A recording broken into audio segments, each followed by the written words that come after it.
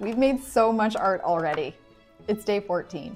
And today I want to do a little spring scene because I really would like spring to come to here. You know, it's got to be watercolor paints. Our scene is going to have a house, not a square one, triangle house.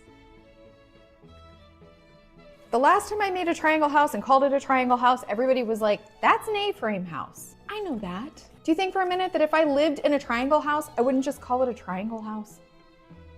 We're gonna make a puddle of pink. I feel sassy today. I want our triangle house to be in a forest of pink trees, because I just do. We're gonna put blobs of water down. When you put the water down, leave some white space. That will leave room for branches and will make for a more interesting tree. And if you don't care about making it a more interesting tree, then just do a pink circle. That will work too.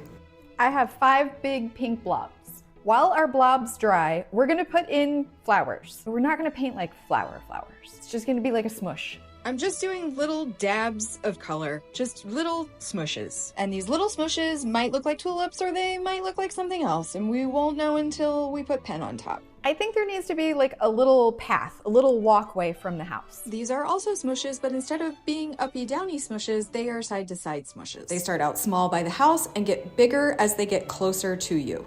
Now that it's dry, we can paint in some tree trunks. We'll also do like stems and leaves on the flowers. I was saying recently that I try to limit my consumption of comments on my videos because sometimes they just get crazy. Like, you're gonna see that I'm gonna do a chimney on this little triangle house, and I once had somebody telling me in the comments that my chimney was wrong. It was too low or it was too high, but it was not an appropriate chimney for the structure of the house. And I was like, Helen, I am not living in this house. This is an imaginary world. Anyway, back to this imaginary world. I also did put in a sky, so I did wet on wet for this with water first and then paint, and I did blue and I added some pink because in my world, my spring sky has pink in it. And when I was a little kid, my dad called it sky blue pink. And thinking of that makes me really happy. And the bottom line is, you should just paint what makes you happy. That's all there is to it. That's the secret. When we paint, we don't have to live in reality. We get to live wherever we want. We have to let it dry one more time. All it needs are a couple pen details. I just used a Posca paint marker to put in the white of the windows, and then I outlined them with some fine liner pens. There's that chimney, Helen, there it is.